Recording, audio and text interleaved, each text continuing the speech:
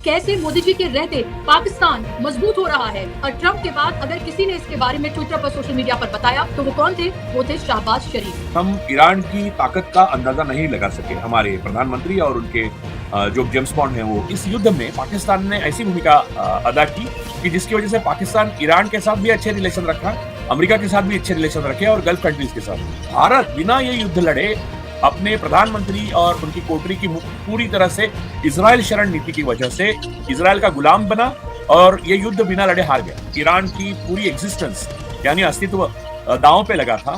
तब भारत ने ईरान का दिल से साथ नहीं दिया, ये तो हमें मानना पड़ेगा।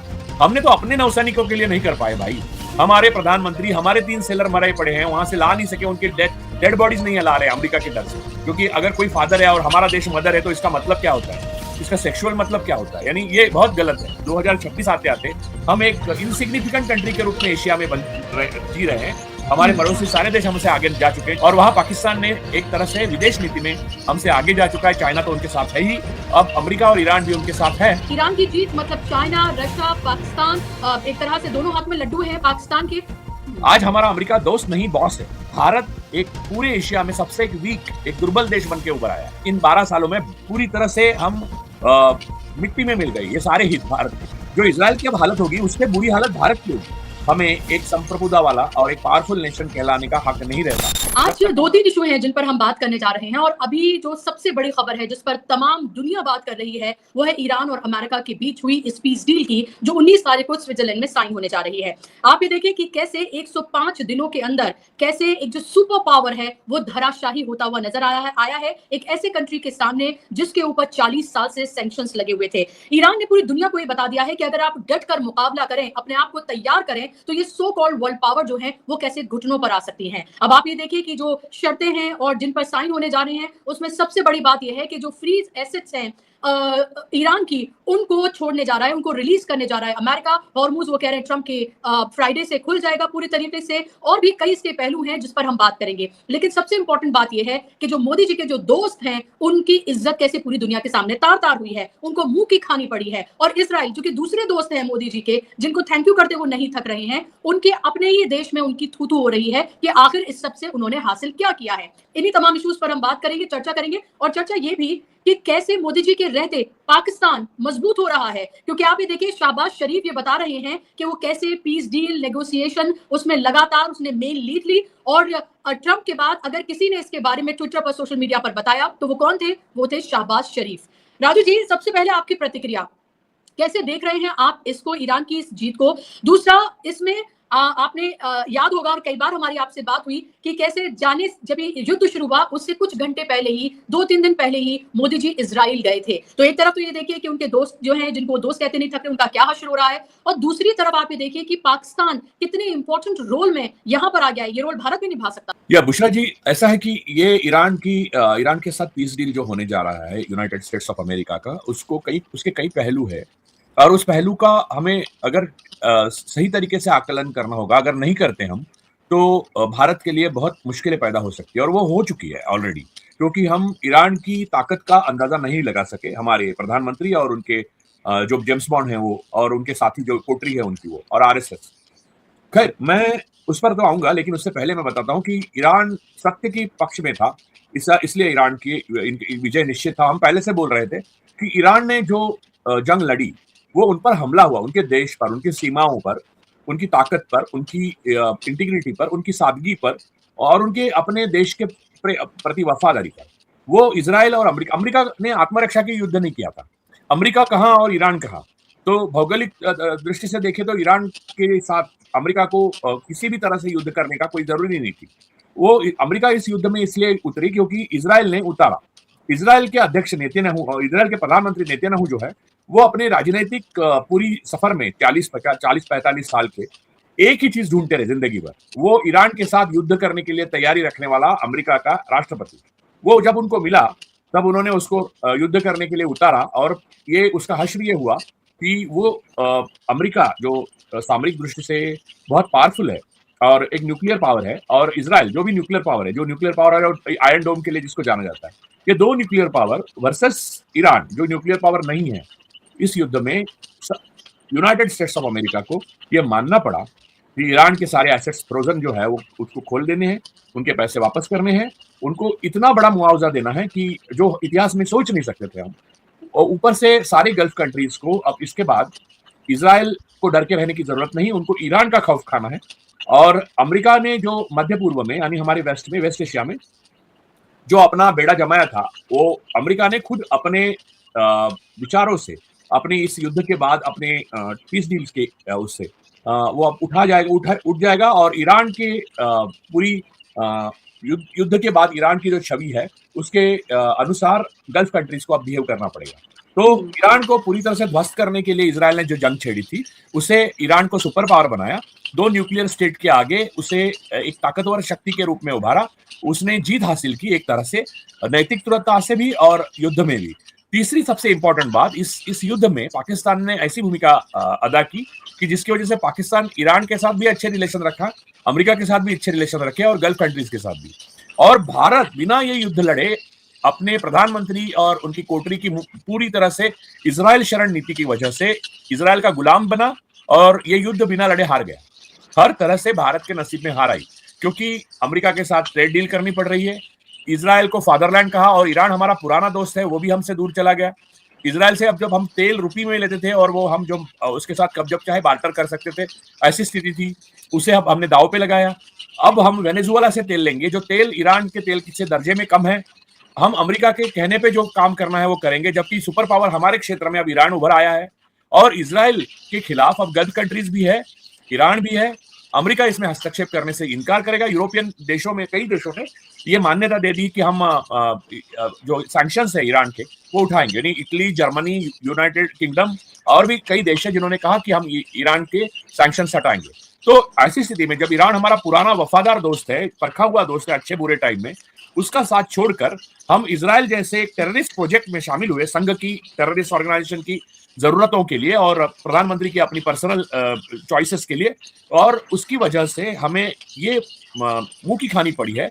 अब हालत यह है कि हम अमेरिका को एक तरफ से खुश करने में लगे हुए हैं, अमेरिका हमें जैसे चाहे नचा रहा है, जो कभी नहीं नचा सकता था, और दूसरी तरफ इजराइल का हमें कोई उपयोग नहीं, इजराइल हमें लिए लायबिलिटी है और देश में इन्फिल्ट्रेट होकर इजराइल देश को हमारे देश को खोखला कर रहा है, गुलाम बना चुका है। और ईरान एक ताकत बन के उभर आया है। अब उसके साथ दोस्ती जो हमारे टर्म्स पे और उनके टर्म्स पे हमारे बराबरी की होती थी, अगर आगे जाकर दोस्ती फिर से ठीक से करनी है तो हमारे लिए बड़ी दिक्कतें पैदा होगी, क्योंकि इस युद्ध में ईरान की पूरी एग्जिस्टेंस यानी अस्तित्व दांव पे लगा था। तब भारत ने ईरान का दिल से साथ नहीं दिया, ये तो हमें मानना पड़ेगा, क्योंकि ईरान के जो सेलर्स थे, नौसैनिक थे, वो भारत में आए हुए थे जिससे प्रदर्शन के लिए उन्होंने, बहुत लोगों ने फूल मालाएं दी, उन्होंने भी चॉकलेट लोगों को स्वीकार किए। राष्ट्रपति द्रौपदी मुर्मू जी को, महामहिम द्रौपदी मुर्मू जी को वो मिले, और उसके बाद अमेरिका को, हमारे समुद्र जो क्षेत्र है हमारे क्षेत्र से बाहर निकले तो उनको अमेरिका ने मार गिराया, वो मर गए।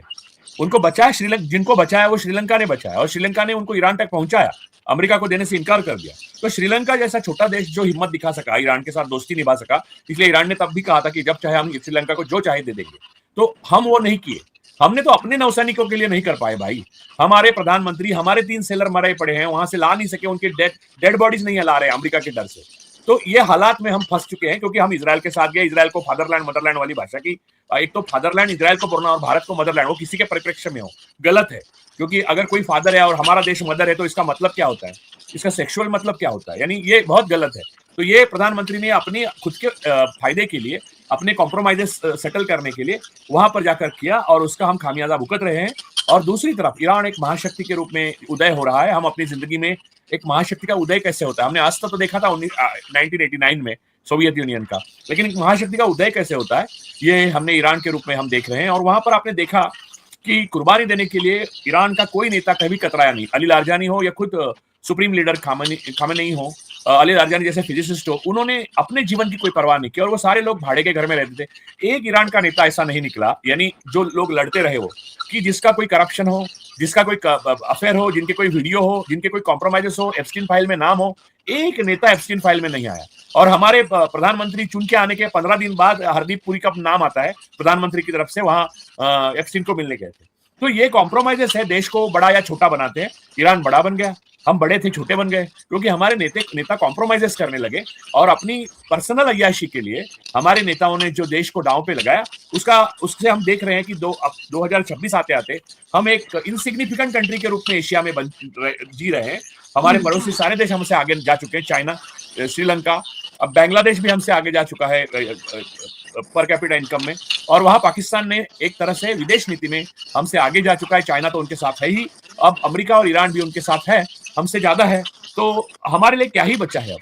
तो ये जो स्थितियां हैं पैदा हुई, उसमें भारत की जो महानता थी उसको दांव पर लगाकर नेहरू की बदनामी करके मोदी जी ने जो हासिल किया है, वो भी एक ईरान के जो पीस डील है, यूएस पीस डील ईरान के साथ हो रहा है, उसमें आपको उसके परिप्रेक्ष्य में आपको बहुत पावरफुली नजर आ रहा है। और मुझे इस बात से बहुत खुशी है कि ईरान को ये पीस डील हो रहा है और ईरान जीत गया है जंग को, क्योंकि इजराइल एक टेरर प्रोजेक्ट।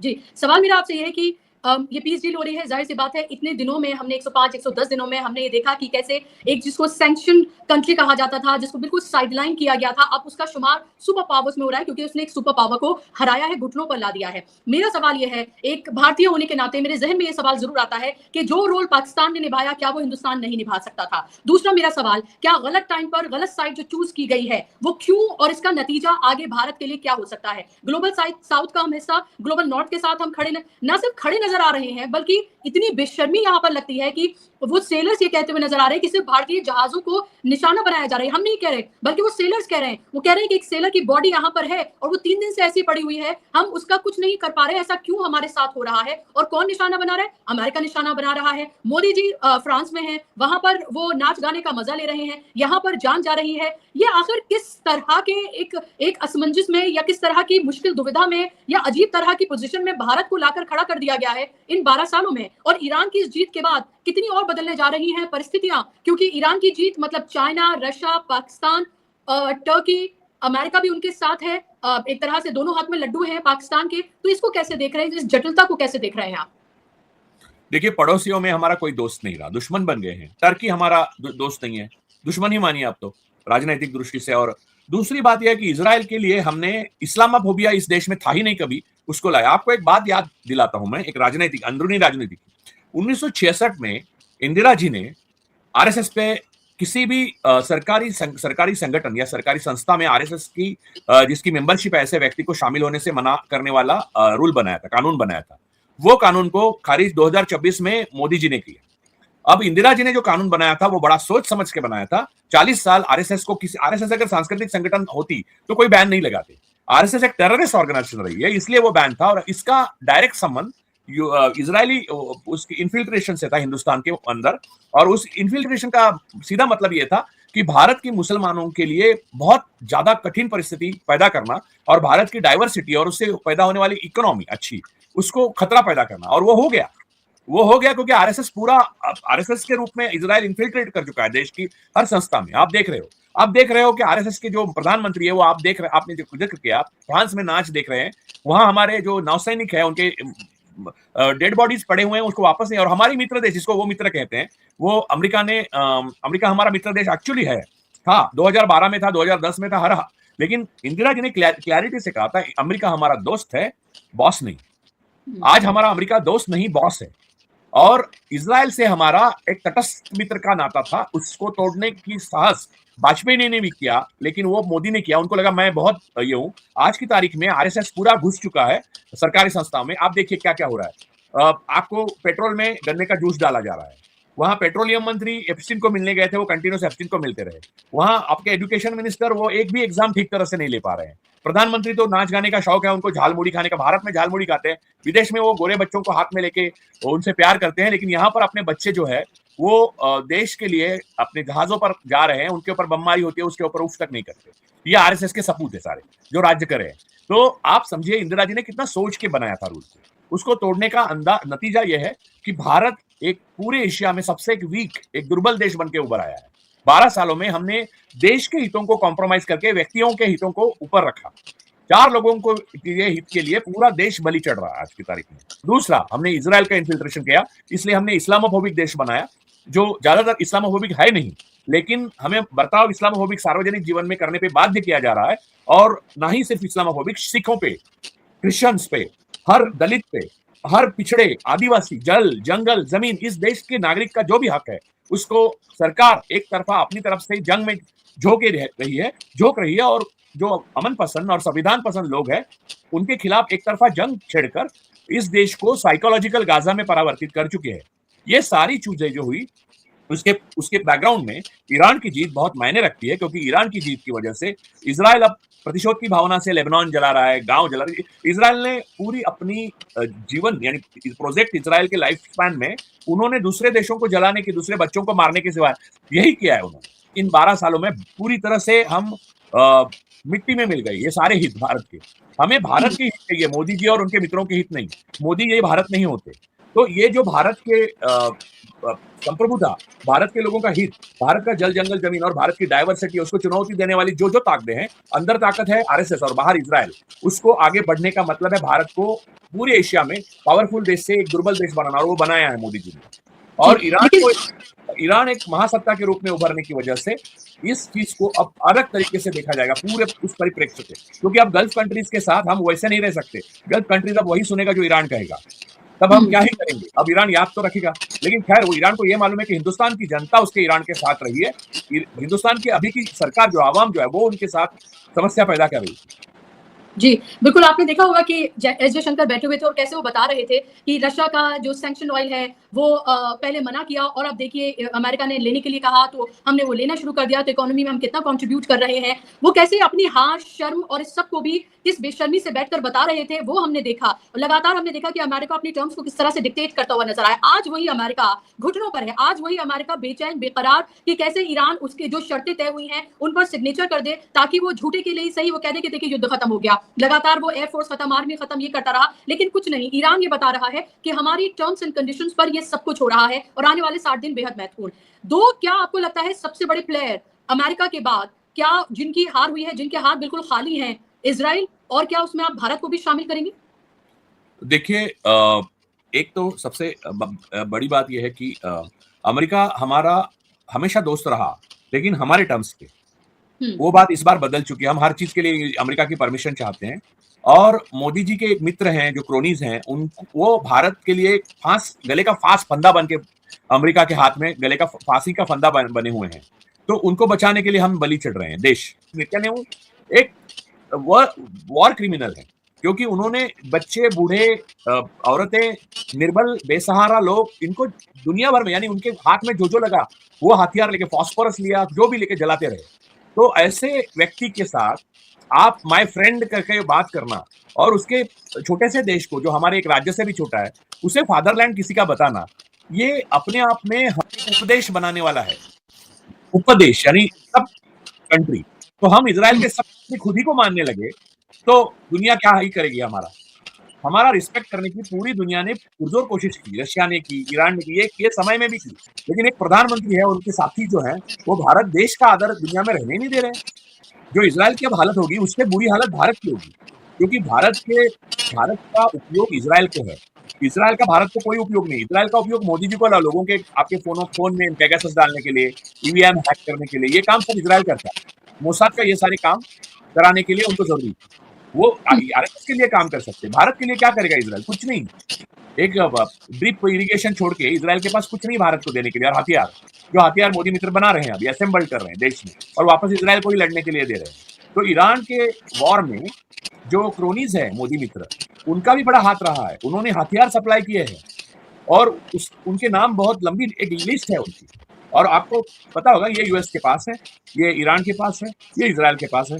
तो कल अगर कुछ ये करना चाहें तो ये अमेरिका वो लिस्ट पब्लिश कर देगा और डिटेल्स बता देगा। तो इसलिए ट्रम्प साहब ने बोला था ना कि मैं आप भारत के प्रधानमंत्री जी का राजनीतिक करियर खत्म नहीं करना चाहता बात करके। तो वही बातें थी सारी। अब 17 तारीख को आने वाले दिनों में फ्रांस में प्रेसिडेंट ट्रम्प और प्रधानमंत्री मोदी मिलेंगे, तो आप दोनों की बॉडी लैंग्वेज देखिए, तब देखिए। अभी 17 आनी है ना, मैं अभी से बोल रहा हूँ आपको। जिस तरह से हमने अपने आप को कॉम्प्रोमाइज किया है विश्व पटल पर, उसके बाद हमें एक संप्रभुता वाला और एक पावरफुल नेशन कहलाने का हक नहीं रहता जब तक हम ये सरकार, ये प्रधानमंत्री और उनके ये साथी बदल नहीं देते। और ईरान की जीत ये दिखाती है, अगर सत्य के लिए आप डट कर खड़े होते हो तो क्या ही न्यूक्लियर और क्या ही पावर।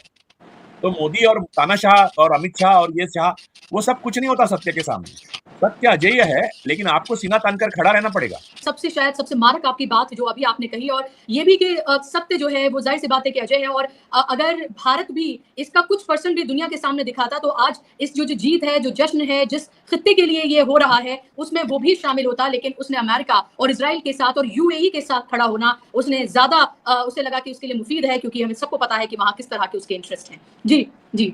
भारत नहीं, मोदी की सत्ता, मोदी मोदी रेजिम। जी भारत हमेशा इजराइल के खिलाफ इस जंग में और ईरान के साथ खड़ा था। आपने देखा, ईरान ने जब मांगा तो लोगों ने अपने गहने निकाल कर दिए, पैसे दिए। हमने जितना लिखा है ईरान के पक्ष में, आपने जितना बोला है, वो सारी बातें जो है वो भारत ईरान से प्यार करता है, इजराइल से नहीं, ये दर्शाता है। इसकी वजह यह है कि ईरान ने कभी बच्चों को नहीं मारा, युद्ध भी हुआ तो उनके घर तक आया तो भी, और इजराइल के अंदर कुछ कोई आया ही नहीं था, उन्होंने दूसरों के घर में जाके बच्चों को मारा।